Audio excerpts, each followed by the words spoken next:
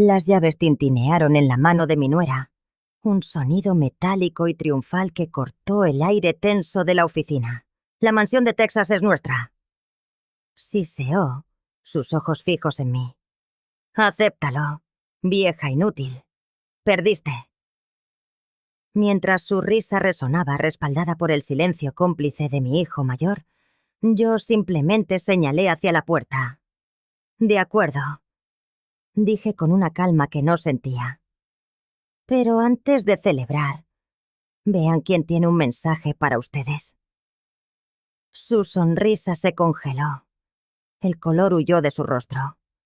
Un terror compartido se reflejó en sus ojos cuando gritaron casi al unísono: «¿Qué hace él aquí?». Mi nombre es Rosa Méndez. Durante 53 años, creí entender el significado de la palabra que familia. Qué equivocada estaba. El derrumbe comenzó aquella mañana de martes en la oficina de mi abogado, durante la lectura del testamento de mi difunto esposo, Eduardo. Hacía solo 2 meses que lo había perdido, tras 42 años de matrimonio, y el corazón todavía me sangraba. Eduardo había sido mi compañero, mi confidente, el padre que crió a nuestros 3 hijos con una paciencia infinita. Llegué temprano al despacho del licenciado Martínez. La puntualidad era un valor que Eduardo y yo siempre compartimos. Me senté en una de las sillas de cuero gastado, las manos temblando levemente sobre el bolso negro que usé en su funeral. Mis hijos fueron llegando uno a uno. Primero Carmen, la menor, con su esposo y sus 2 pequeños. Me abrazó con genuina ternura. Luego Roberto, mi hijo mediano, un maestro soltero y entregado a su vocación. Y finalmente, como era su costumbre, haciendo su entrada en el último momento, apareció Miguel, mi primogénito, acompañado por su esposa, Mía. Mía no entró en la oficina, desfiló. Llevaba un traje rojo encendido que costaría más que 3 meses de mi alquiler y unos tacones que repiqueteaban contra el mármol con cada paso calculado. En sus labios, esa sonrisa artificial que había perfeccionado en sus 8 años de matrimonio con Miguel. «Rosa», me saludó con una voz melosa, reservada para cuando había testigos. «¿Cómo lo estás llevando?». No era una pregunta sincera. Lo supe por el modo en que sus ojos verdes me escanearon de arriba abajo, juzgando mi sencillo vestido negro, mis zapatos cómodos y mi pelo cano recogido en un moño. Para Mía, yo era la encarnación de todo lo que ella despreciaba. Una mujer mayor, viuda, ajena a los lujos que ella tanto anhelaba. «Bien, gracias», respondí con sequedad. Miguel me dio un beso distraído en la frente.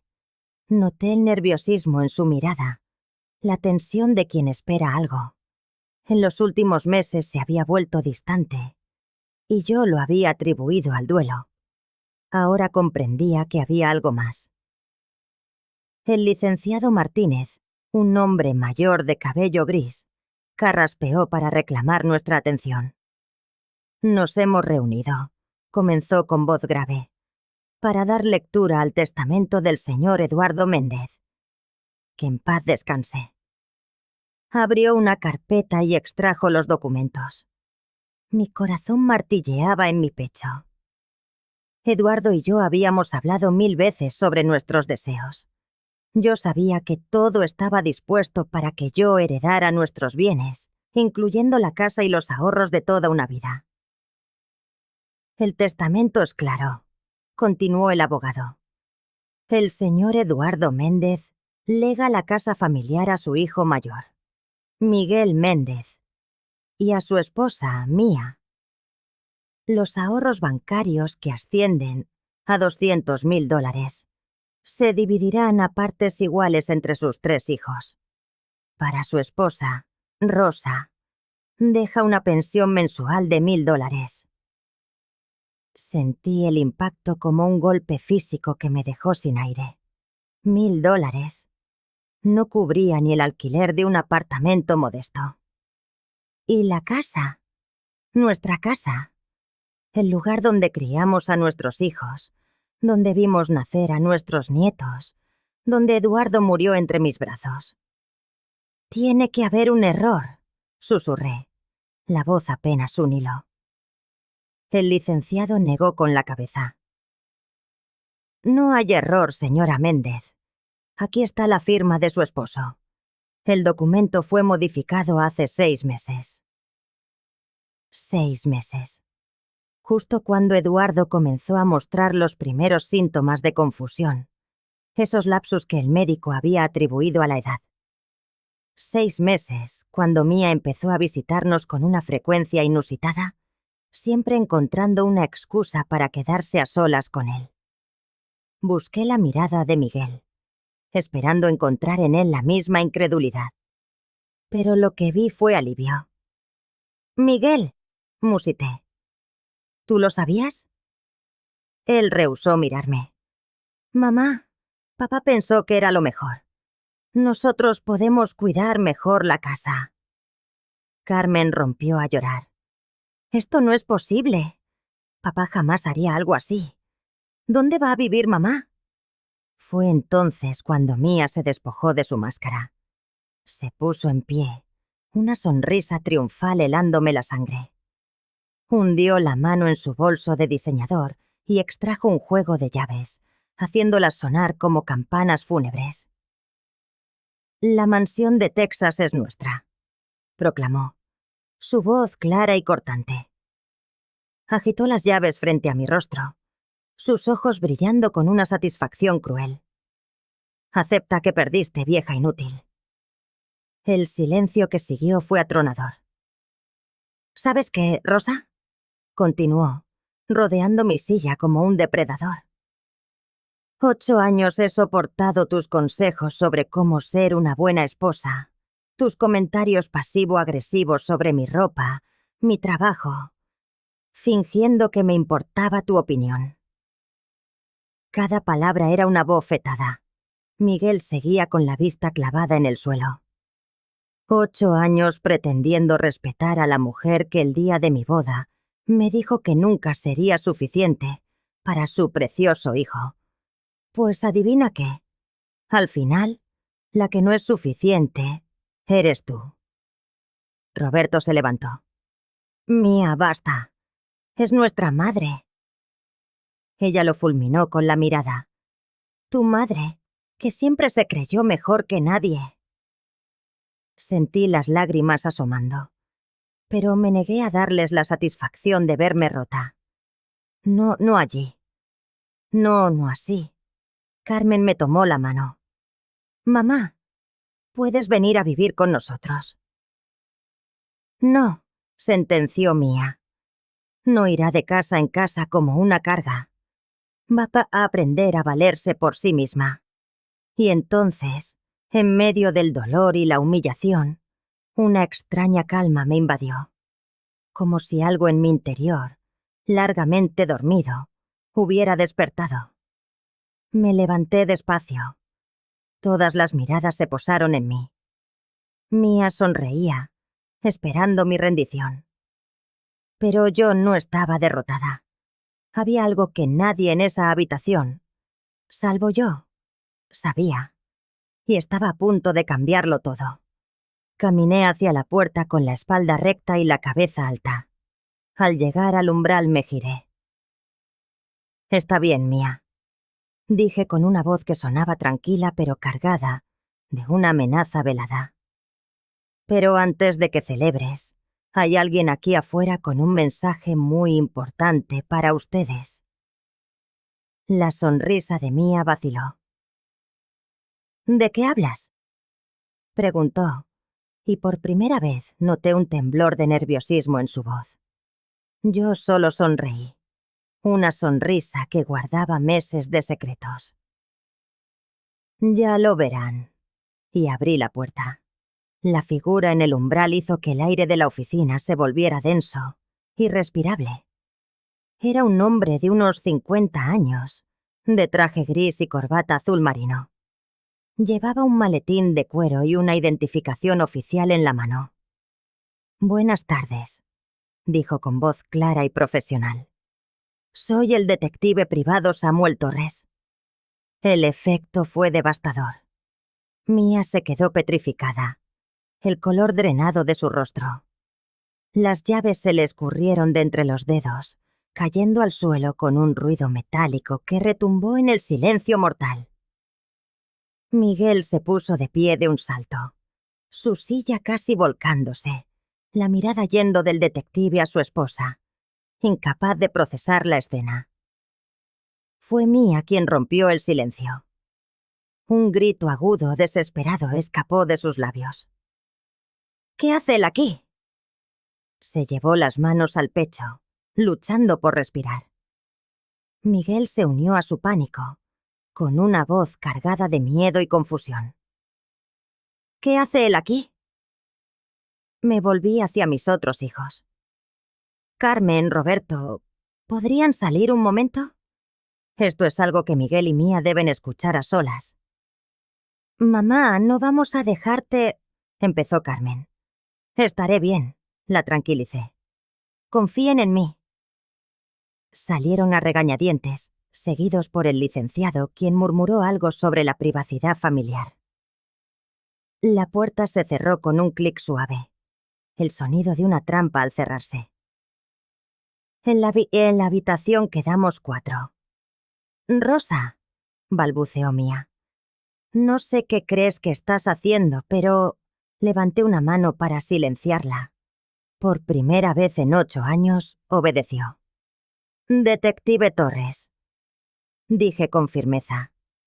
«Por favor, comparta con mi familia lo que ha descubierto en los últimos 4 meses».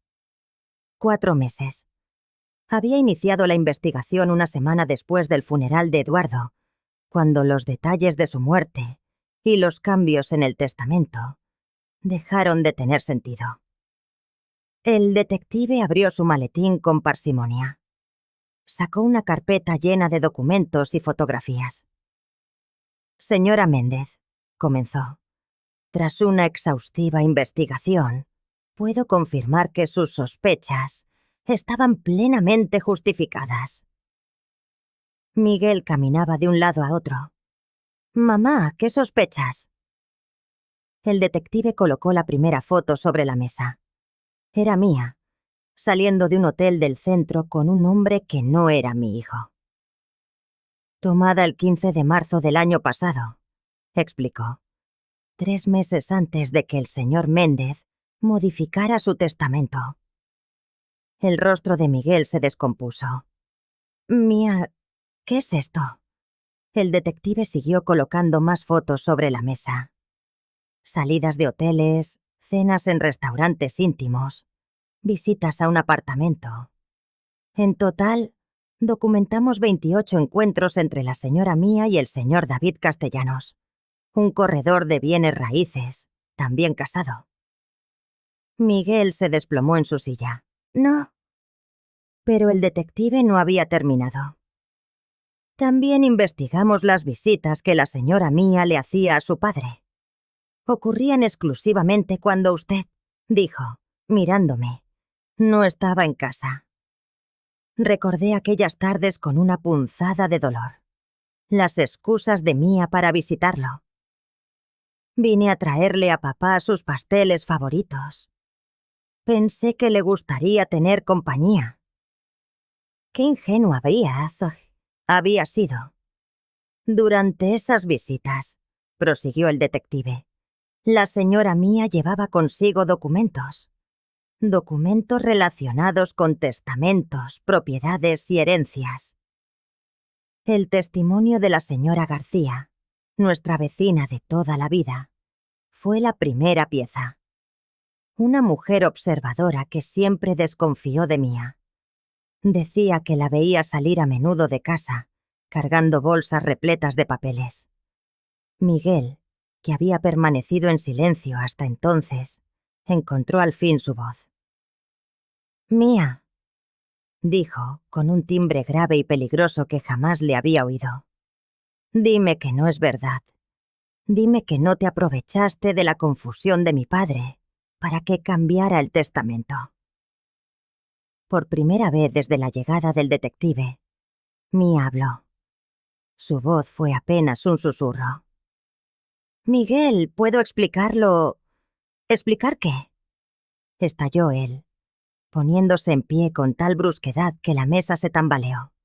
¿Que me has estado engañando con otro hombre durante más de un año? ¿Que manipulaste a mi padre moribundo para robarnos una herencia que pertenece a mis hermanos y a mi madre?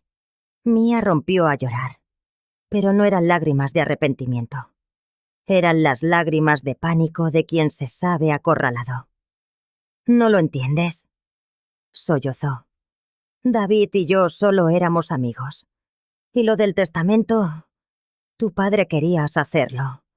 Yo solo le ayudé con los trámites porque estaba muy confundido. El detective Torres extrajo una pequeña grabadora de su maletín. Señora Méndez, se dirigió a mí. ¿Quiere que reproduzca la conversación telefónica que registramos entre la señora Mía y el señor Castellanos el pasado 21 de agosto? Asentí. Era hora de que Miguel escuchara toda la verdad. El detective presionó el botón y la voz de Mía, nítida y cruel, llenó la estancia. David, ya casi está todo.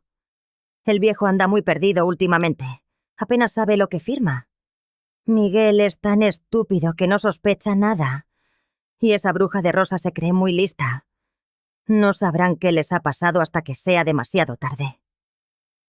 La voz de un hombre respondió. ¿Estás segura de que podemos hacerlo sin que nos descubran? Por supuesto que estoy segura, replicó Mía rebosante de confianza. Cuando tengamos la casa y el dinero nos divorciamos y por fin podremos estar juntos. Rosa se va a quedar en la calle y Miguel estará tan destrozado que no podrán hacer nada. El detective detuvo la cinta. Un silencio espeso, casi tangible, se apoderó de la habitación. Miguel permanecía inmóvil, con el rostro de un color grisáceo, enfermizo. El llanto de Mía se había extinguido, reemplazado por el puro terror que dilataba sus pupilas. Miguel, susurró. Amor, por favor. Él la miró como si viera ya una completa desconocida. ¿Quién eres?, preguntó con la voz rota. 8 años casados. ¿Alguna vez me quisiste? ¿O todo fue siempre por el dinero? Me acerqué a mi hijo y le puse una mano en el hombro. Miguel, cariño, hay algo más que debes saber. Me miró con los ojos vidriosos. ¿Más? Mamá, no sé si puedo soportar más. Respiré hondo. El testamento que leyeron no es el verdadero. Mis palabras flotaron en el aire, cargadas con el peso de una detonación inminente. Miguel me miraba como si hubiera perdido el juicio. Mamá, ¿de qué hablas? Acabamos de oír al licenciado Martínez. El color regresó a las mejillas de Mía. Vi cómo un atisbo de esperanza pugnaba por abrirse paso en sus ojos. Debió de pensar que el dolor me había vuelto loca, que inventaba fantasías para consolarme. Rosa, dijo con voz temblorosa, pero con ese tono condescendiente que yo conocía tan bien. Sé que es difícil de aceptar, pero el testamento es legal. Lo firmó Eduardo, y... Lo firmó Eduardo, sí. La interrumpí, manteniendo la calma. Pero no el Eduardo que vosotros conocisteis en sus últimos meses. Lo firmó mi esposo cuando todavía conservaba intactas todas sus facultades. Por primera vez, el detective Torres esbozó una sonrisa. Señora Méndez, si me permite, explicaré lo que descubrimos sobre el verdadero testamento. Asentí. Adelante, detective. Torres sacó otra carpeta de su maletín, más voluminosa que la anterior. Durante nuestra investigación no solo documentamos la relación extramatrimonial de la señora Mía y su manipulación del señor Eduardo. También investigamos la autenticidad del testamento que se leyó hoy. Miguel se desplomó en su silla. No entiendo nada. El testamento que leyó el licenciado Martínez, prosiguió el detective, fue firmado por su padre. Sí, pero bajo coacción y en un momento en que el señor Eduardo sufría episodios de confusión mental debido a su enfermedad. Mía comenzó a temblar. Eso no es verdad. Eduardo sabía perfectamente lo que hacía. Torres la miró fijamente.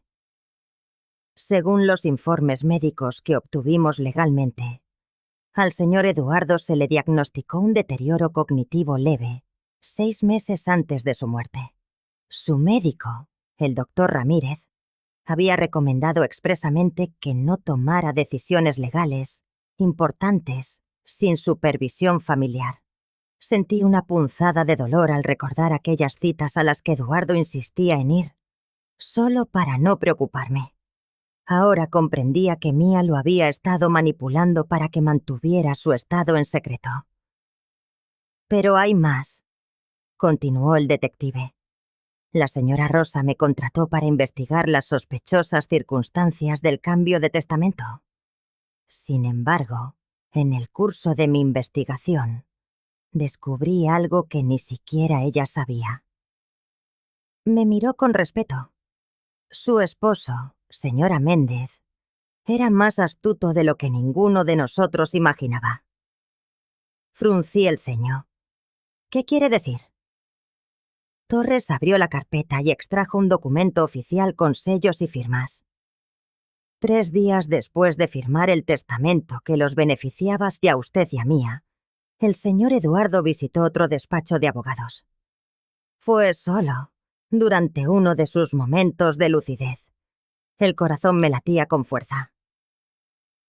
¿Qué hizo?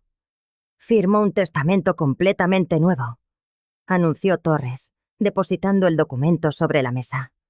Uno que revoca por completo el anterior y restaura la distribución de bienes que usted y él habían acordado hace años. Miguel se acercó al papel como si temiera que le mordiera. Eso es imposible. ¿Por qué no lo sabíamos? Porque su padre, en uno de esos destellos de claridad que a veces tienen las personas con deterioro cognitivo, se dio cuenta de que lo habían engañado, explicó Torres. Según el abogado que redactó este segundo testamento, el señor Eduardo llegó a su oficina muy alterado, diciendo que había cometido un error terrible y que necesitaba enmendarlo antes de que fuera tarde. Tomé el documento con manos temblorosas. Era la letra de Eduardo, su firma inconfundible, aunque más débil que de costumbre. El encabezado mostraba una fecha clara: 3 días después del testamento falso. El abogado que redactó este documento, continuó Torres, es el licenciado Hernández, socio del licenciado Martínez. Cuando lo contacté, me confirmó que tenía instrucciones específicas del señor Eduardo de no revelar la existencia de este testamento hasta que el primero se hubiera leído públicamente. Miguel leía por encima de mi hombro, con la voz ahogada en un susurro. Aquí dice que mamá hereda la casa, los ahorros, todo. Y que Mía y yo no recibimos nada si se descubre que manipulamos el testamento anterior. Eduardo lo sabía. Murmuré, sintiendo cómo las lágrimas de alivio se mezclaban con las del dolor. Sabía lo que habíais hecho y encontró la forma de protegerme. Torres asintió. Pero hay algo más. Algo que ni siquiera este segundo testamento revela. Sacó una pequeña caja de terciopelo azul de su maletín. La reconocí al instante. Era donde Eduardo guardaba los documentos más importantes de nuestra vida. Su esposo me pidió que le entregara esto personalmente. Dejó instrucciones muy claras con el licenciado Hernández sobre cómo y cuándo hacerlo. Abrí la caja. Dentro, una carta doblada con mi nombre, escrito con la caligrafía de Eduardo. Y debajo, algo que me cortó la respiración. Una cinta de casete. Eduardo me dejó una carta, dije, con la voz quebrada. Mía, que había guardado silencio, encontró fuerzas para un último ataque. Esto es ridículo. No pueden probar que Eduardo estuviera en su sano juicio cuando firmó ese segundo testamento. Torres sonrió, una sonrisa gélida. De hecho, sí podemos. El licenciado Hernández insistió en que el señor Eduardo fuera evaluado por un psicólogo independiente antes de la firma. Tenemos esa evaluación. Confirma que estaba completamente lúcido y era consciente de sus actos. El mundo de Mía se desmoronaba. Su última carta fue atacarme a mí. Rosa siempre ha sido una mujer vengativa, dijo, desesperada. Todo esto es un montaje porque no soporta que Eduardo por fin se diera cuenta de que Miguel merecía más que ella. Fue la gota que colmó el vaso.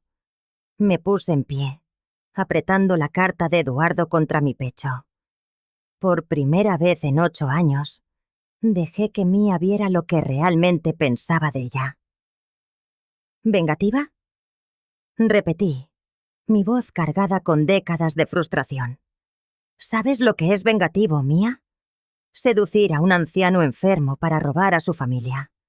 Engañar a tu marido durante más de 1 año, mientras planeas dejarlo en la ruina. Llamar vieja inútil a la mujer que te acogió en su casa con los brazos abiertos.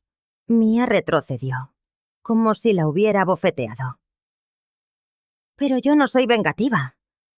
Proseguí, acercándome a ella. Soy algo mucho peor para ti. Soy inteligente. Miguel había seguido leyendo el testamento en silencio. Cuando alzó la vista, tenía los ojos anegados en lágrimas. Mamá, dijo con un hilo de voz. Hay una cláusula aquí que menciona a Mía específicamente. Torres asintió. Su padre incluyó una condición muy concreta sobre su nuera. Tomé el documento y leí en voz alta el párrafo que Miguel señalaba. Las palabras de Eduardo, incluso en papel, tenían el poder de aniquilarla. Si se demuestra que mi nuera, Mía González de Méndez, ha manipulado, coaccionado o engañado de cualquier manera para alterar mi voluntad original, no solo quedará excluida de cualquier beneficio de este testamento, sino que deberá devolver cualquier propiedad o dinero que haya obtenido de la familia Méndez durante su matrimonio con mi hijo. El silencio fue absoluto. Mía estaba lívida. ¿Devolver? ¿Qué? Torres consultó sus notas.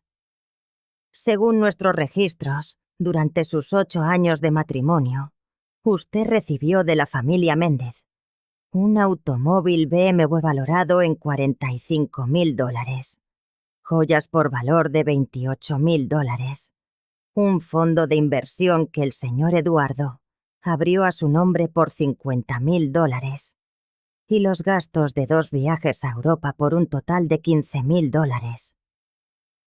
Miguel calculaba mentalmente. Eso es $138.000.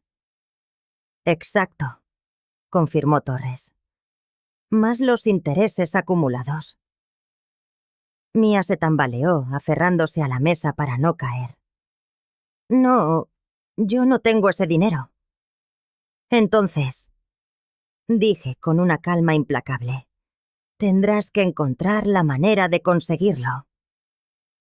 Torres cerró su maletín. Señora Méndez, el testamento auténtico y todas las pruebas han sido presentados ante el tribunal. El proceso para ejecutar la voluntad real del señor Eduardo comenzará mañana. Miró a Mía, profesional y distante. Debo informarle también de que las pruebas de su adulterio y de la manipulación de una persona con deterioro cognitivo han sido remitidas a la Fiscalía. Es posible que se enfrente a cargos penales, además de las consecuencias civiles. Mia se derrumbó en la silla, sollozando sin control. Eran las lágrimas de pánico puro de quien lo ha perdido absolutamente todo. Miguel me miró, con una mezcla de vergüenza y admiración. «Mamá, ¿desde cuándo lo sabías?» Apreté la carta de Eduardo contra mi corazón. Sospechaba desde hacía meses, pero no tenía pruebas. Tu padre, en cambio, lo sabía todo, y me dejó las herramientas para defenderme. Abrí la carta y leí en voz alta las primeras líneas. Mi querida Rosa, si estás leyendo esto, significa que mis peores temores se han cumplido.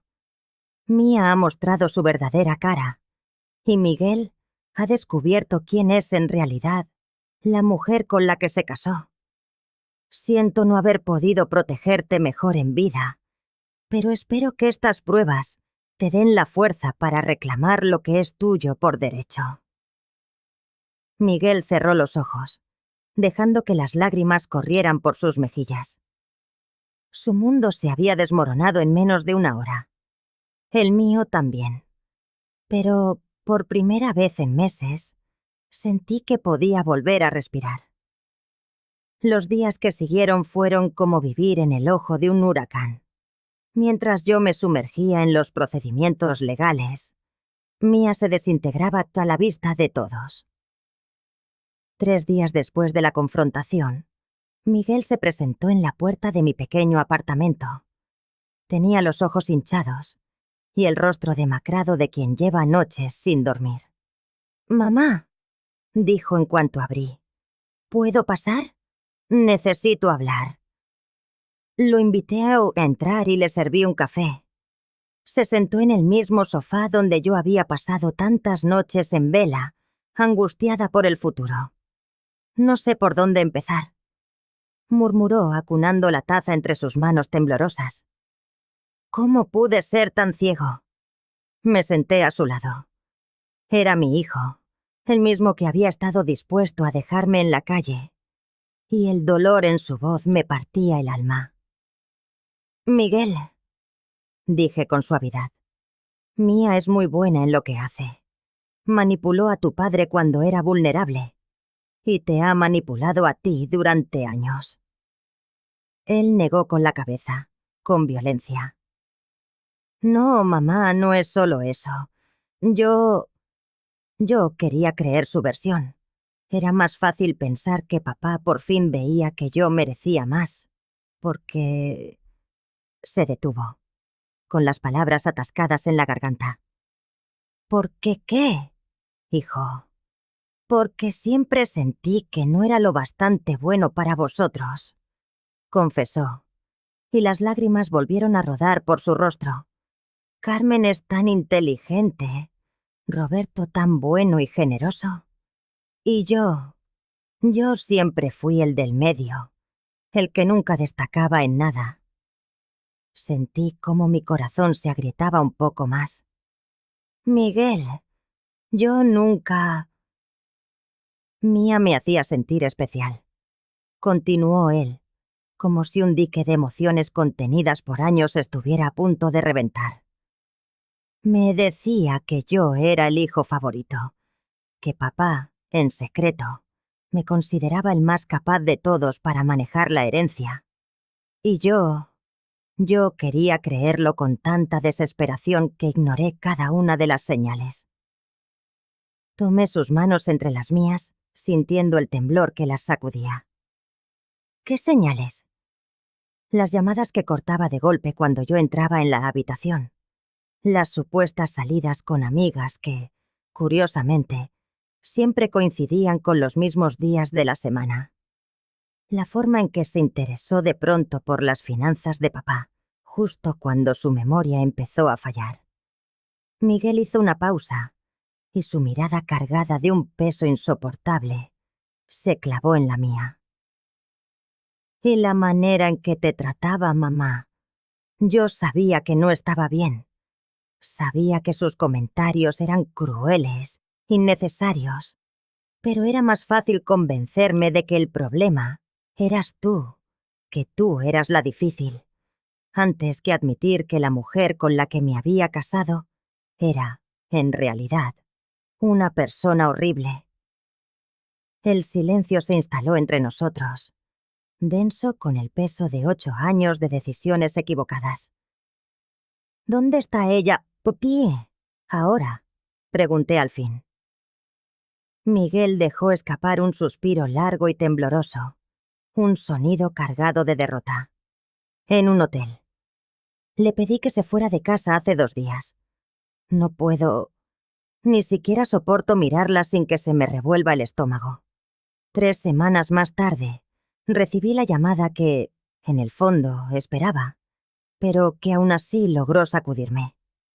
«Señora Méndez», habla la detective García del Departamento de Fraude Financiero. «Necesitamos que venga a testificar en el caso contra Mía González». Sabía que este momento era inevitable. Las pruebas reunidas por el detective Torres no solo demostraban la infidelidad y la manipulación, sino que apuntaban directamente a actividades criminales. «¿Qué cargos son exactamente?», pregunté, con la voz apenas un susurro. La lista fue desoladora. Abuso financiero de una persona mayor, falsificación de documentos legales y fraude. Si la declaraban culpable de todo, podría enfrentarse a una condena de entre 5 y 10 años de prisión. La noticia debería haberme llenado de júbilo, pero en su lugar sentí una extraña amalgama de satisfacción y tristeza. Satisfacción porque la justicia por fin prevalecería. Y una profunda tristeza, porque todo aquello había destrozado a mi hijo. El día de la audiencia preliminar, la familia acudió al completo. Carmen y Roberto se sentaron a mi lado, ofreciéndome un apoyo silencioso, mientras Miguel ocupaba un asiento unas filas más atrás, completamente solo. Había perdido peso y parecía haber envejecido una década en cuestión de semanas. Cuando hicieron entrar a Mía, apenas pude reconocerla. Su otrora impecable cabello rubio platino mostraba ahora unas raíces oscuras y descuidadas. Su rostro, desnudo de maquillaje, revelaba una palidez insana, y vestía ropas sencillas que nada tenían que ver con los trajes de diseñador que solía lucir. Pero fue su mirada lo que me heló la sangre. Aquellos ojos, que durante años habían destilado una confianza cruel y arrogante, ahora eran 2 pozos de puro miedo y desesperación. El fiscal expuso el caso con una meticulosidad implacable. Las fotografías del detective Torres, las grabaciones de audio, los informes médicos de Eduardo. Cada prueba era un hilo que, junto a los demás, tejía la escalofriante crónica de una manipulación sistemática. «La acusada», dijo el fiscal con voz grave, «se aprovechó deliberadamente del deterioro de la salud mental del señor Eduardo Méndez para coaccionarle a realizar cambios en su testamento. Cambios que la beneficiaban, a ella y a su esposo, mientras dejaban a la viuda del señor Méndez, aquí presente, prácticamente en la indigencia. Cuando me llamaron a declarar, caminé hacia el estrado con paso firme. Había repasado ese momento en mi mente cientos de veces, pero la realidad era abrumadoramente distinta. «Señora Méndez», comenzó el fiscal, «¿puede describir la relación que observó entre la acusada y su difunto esposo durante los últimos meses de su vida?» Respiré hondo. Al principio creí que Mía por fin estaba desarrollando un afecto genuino por Eduardo. Empezó a visitarnos más a menudo, siempre dispuesta a ayudar. pero pronto me di cuenta de que sus visitas solo se producían cuando yo no estaba en casa. ¿Y qué observó en el comportamiento de su esposo durante ese periodo? Eduardo empezó a mostrarse más confundido, más retraído. Dejó de consultarme las decisiones financieras, algo que había hecho religiosamente durante nuestros 42 años de matrimonio. También hacía comentarios extraños sobre el futuro, como si algo le preocupara profundamente, pero no fuera capaz de recordar el qué. El fiscal proyectó una de las fotografías de Mia saliendo del hotel con su amante. ¿Tenía usted conocimiento de la relación extramatrimonial de la acusada? No, hasta que el detective Torres me mostró las pruebas. Pero, en retrospectiva, las señales estaban ahí. Los cambios de horario, las llamadas misteriosas, una repentina y excesiva atención a su aspecto físico. A lo largo de mi testimonio, busqué la mirada de Mia en varias ocasiones. Ni una sola vez mostró el más mínimo atisbo de remordimiento. Su expresión fluctuaba entre el aburrimiento y el resentimiento, como si todo aquello fuera una injusta molestia y no la consecuencia directa de sus actos. Cuando llegó el turno de la defensa, su abogado intentó retratarme como la caricatura de la suegra celosa y controladora, una mujer que había inventado una elaborada conspiración porque no soportaba que su nuera se hubiera ganado el favor de Eduardo. ¿No es cierto, señora Méndez, que usted siempre desaprobó el matrimonio de su hijo con mi clienta? Su franqueza me descolocó por un instante. Al principio sí, admití. Pensé que Mia era demasiado joven e inmadura para Miguel. Pero con el tiempo, intenté aceptarla. Le abrí las puertas de mi casa, la incluí en nuestras tradiciones y traté de construir una relación con ella. ¿Y cuándo exactamente decidió usted contratar a un detective privado para espiar a mi clienta? Decidí contratar al detective Torres cuando descubrí que el testamento que se había leído no se correspondía en absoluto con las voluntades que Eduardo me había expresado durante toda nuestra vida juntos. Yo no estaba espiando a su clienta. Estaba investigando unas circunstancias que carecían de todo sentido. El abogado insistió. Pero usted esperaba encontrar pruebas de un comportamiento inapropiado, ¿no es así? Esperaba encontrar la verdad, repliqué con calma. Y para desgracia de su clienta, la verdad resultó ser exactamente esa. Tras 3 días de testimonios, pruebas y alegatos, el juez emitió un dictamen que cambiaría el curso de nuestras vidas. En el caso del Estado contra Mia González, anunció con voz solemne, encuentro causa probable para proceder con todos los cargos. La acusada permanecerá bajo custodia hasta la celebración del juicio, dado que existe un considerable riesgo de fuga. Mientras los alguaciles se la llevaban esposada, Mia se giró una última vez hacia Miguel. Miguel, tú sabes que te amo. Todo lo que hice lo hice por nosotros, por nuestro futuro. Miguel la observó, su rostro una máscara de piedra. Cuando por fin habló, su voz no vaciló. No, Mia. Todo lo que hiciste fue por ti. Siempre ha sido solo por ti. Fueron las últimas palabras que se dirigieron. Esa noche, Miguel vino a cenar a mi apartamento. Era la primera vez en años que compartíamos una comida sin la presencia tóxica de Mia, manipulando cada conversación. «Mamá», dijo mientras fregábamos los platos juntos. «¿Crees que algún día podré perdonarme por todo lo que te he hecho pasar?»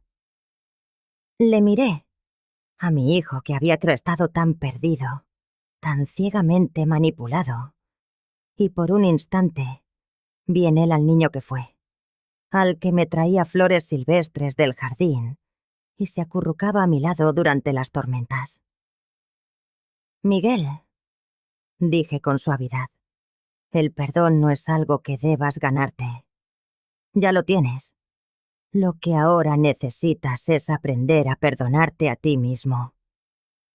Asintió, y las lágrimas comenzaron a rodar en silencio por sus mejillas. Pero yo sabía que nuestra historia aún no había terminado. Faltaba una última confrontación, una que definiría el futuro de toda la familia. 2 meses después de la vista preliminar, cuando las aguas empezaron a calmarse y la vida recuperaba un ritmo más normal, reuní por fin el valor necesario para enfrentarme a algo que llevaba tiempo posponiendo. Aquella noche, tras cenar sola, saqué la pequeña caja de terciopelo azul que el detective Torres me había entregado. Dentro aguardaban la carta de Eduardo y la cinta de casete que no había tenido el coraje de escuchar. Durante las semanas del proceso, mi mente había estado tan centrada en la lucha por mis derechos que no había procesado realmente el hecho de que Eduardo me había dejado un último mensaje. Sus últimas palabras para mí. Me preparé una taza de té. Me acomodé en mi sillón favorito y, con manos que apenas podía controlar, desdoblé la carta. Mi querida Rosa. Comenzaba con aquella caligrafía que también conocía, aunque ahora más temblorosa que de costumbre. Si estás leyendo esto, significa que Mía por fin ha mostrado su verdadera cara y que los acontecimientos que tanto temía se han desarrollado tal y como imaginaba. Tuve que hacer una pausa, cegada por las lágrimas que empañaban mi visión. Escuchar su voz a través de sus palabras era como tenerle de vuelta, aunque solo fuera por un instante. Quiero que sepas que cada día luchaba contra la niebla de mi mente para mantener a salvo nuestro amor. Había días en los que no recordaba ni lo que había desayunado, pero jamás, ni por un solo segundo, olvidé cuánto te amo. La carta se extendía a lo largo de 2 páginas, detallando cómo Eduardo empezó a sospechar de Mía cuando ella comenzó a visitarle con documentos que requerían su firma, aprovechando mis ausencias. Al principio pensé que por fin intentaba ser una buena nuera. Escribía. Pero cuando empezó a preguntarme por nuestras cuentas, por el valor de la casa, por mis planes para el testamento, supe que había algo más oscuro detrás de sus intenciones. Eduardo describía cómo fingió estar más confundido de lo que realmente estaba para poder escucharla sin filtros. La oí hablando por teléfono una tarde, creyendo que yo dormía en el sillón. Se reía con alguien, burlándose de lo fácil que era manipular al viejo senil. Fue entonces cuando decidí que tenía que protegerte, costara lo que costara. Mi corazón era un torbellino de orgullo y dolor. Incluso en su estado más vulnerable, Eduardo había encontrado las fuerzas para defenderme. Rosa, amor mío, sé que estos últimos meses han sido un infierno para ti. He notado mi distancia, mi irritabilidad. No era falta de amor. Era el peso de estar librando una guerra silenciosa para proteger todo lo que habíamos construido juntos. La carta explicaba cómo Eduardo había contactado en secreto con el detective Torres, pagándole con los ahorros de una cuenta personal que yo desconocía. Contraté al detective no solo para reunir pruebas contra Mía, sino para asegurarme de que, llegado el momento, tuvieras todas las herramientas necesarias para defenderte. Sabía que mi tiempo se agotaba y que no estaría aquí para protegerte cuando ella diera el golpe final. Pero la parte más devastadora de la carta aguardaba al final. Rosa, hay algo más que debes saber. Algo que no pude contarte en vida porque sabía que intentarías detenerme. La cinta que acompaña esta carta contiene la conversación que tuve con Mía el día antes de morir. Un escalofrío glacial recorrió mi espalda. ¿Una conversación con Mia el día antes de su muerte? Ese último día, en un momento de especial lucidez, la confronté. Le dije que lo sabía todo. Lo del testamento falso, lo de su aventura, sus planes para dejarte en la ruina. Su reacción... bueno, está todo en la cinta. Con manos temblorosas, tomé la pequeña grabadora que Eduardo había ocultado en la caja. Era un modelo antiguo, de los que solía usar en su trabajo años atrás. Rosa, quiero que sepas que cada instante de nuestros 42 años juntos fue un regalo. Fuiste la mejor esposa, la mejor madre y la mejor compañera que un hombre podría desear. No permitas que nadie, y mucho menos Mia, te haga dudar de ello. La carta concluía. Escucha la cinta cuando te sientas preparada. Te amo para siempre. Eduardo. Permanecí inmóvil durante largos minutos, abrazando la carta contra mi pecho. Eduardo lo había sabido todo, y había luchado hasta su último aliento para protegerme. Finalmente, con el corazón latiéndome a un ritmo desbocado, pulsé el botón de reproducción. La voz de Eduardo llenó el silencio del apartamento, más fuerte y clara de lo que la había oído en meses. Mia, tenemos que hablar. Papá Eduardo, ¿estás bien? Hoy pareces... diferente. Estoy perfectamente. De hecho, tengo la mente más despejada que en mucho tiempo. Y necesito hablar contigo de ciertas cosas que he descubierto. Hubo una pausa. Pude percibir el nerviosismo en la voz de Mia cuando respondió. ¿Descubierto? ¿De qué estás hablando? Hablo del testamento que me hiciste firmar la semana pasada, el que solo os beneficia a ti y a Miguel. Hablo de tus conversaciones telefónicas con un tal David Castellanos. Hablo de tus planes para dejar a Rosa sin nada.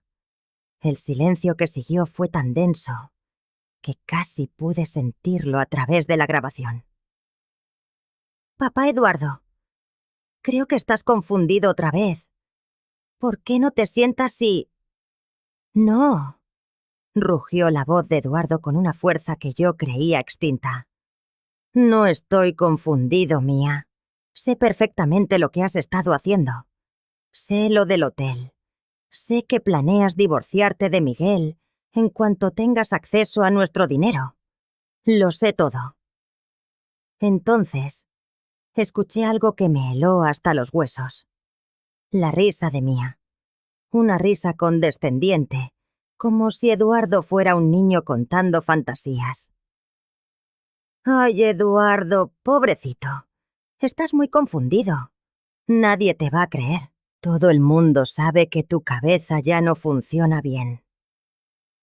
Puede ser, respondió Eduardo, su voz peligrosamente tranquila. Pero hay algo que tú no sabes, querida. ¿Ah, sí? ¿Y qué es?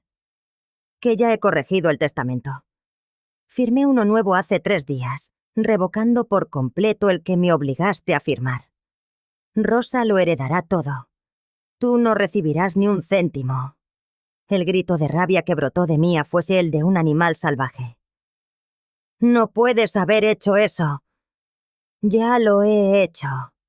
Y hay más. Contraté a un detective privado que ha documentado cada una de tus mentiras. Cada encuentro con tu amante. Cada conversación en la que te has burlado de mi familia. Todo está registrado. Y le será entregado a Rosa después de mi muerte. «Estás mintiendo», gritó, pero su voz había perdido toda la confianza. «¿Quieres apostar? El detective Torres te ha estado siguiendo durante meses. Tenemos fotos, grabaciones, pruebas de todo, incluidas las llamadas donde planeas usar nuestro dinero para empezar una nueva vida con David». Entonces llegó la parte que me hizo sentir que el suelo desaparecía bajo mis pies. La voz de Mia cambió por completo. Ya no era dulce ni manipuladora. Era fría, calculadora, amenazante. Eduardo, no lo entiendes. Tú tienes problemas de corazón. Los médicos dijeron que cualquier estrés excesivo podría... bueno, podría ser muy peligroso para ti. ¿Me estás amenazando?, preguntó Eduardo incrédulo. Estoy señalando un hecho médico. Sería una verdadera lástima que el estrés de esta conversación te provocara complicaciones. Me llevé una mano a la boca, ahogando un grito. Mía, dijo Eduardo con una firmeza inquebrantable. Puedes amenazarme todo lo que quieras, pero el daño ya está hecho. Rosa tiene todas las pruebas que necesita para destruirte, y no hay nada que puedas hacer para evitarlo. Eso ya lo veremos, respondió ella, con una frialdad que me erizó la piel. La grabación se cortó de forma abrupta. Me quedé inmóvil, petrificada en mi sillón. El silencio del apartamento roto únicamente por el violento latir de mi propio corazón. Acababa de escuchar el sonido de la maldad en estado puro. Eduardo había fallecido esa misma noche, víctima de un infarto, apenas 12 horas después de aquella conversación. ¿Podía ser una simple coincidencia? ¿O acaso Mía había encontrado el modo de asegurarse de que Eduardo no viviera para consumar su venganza?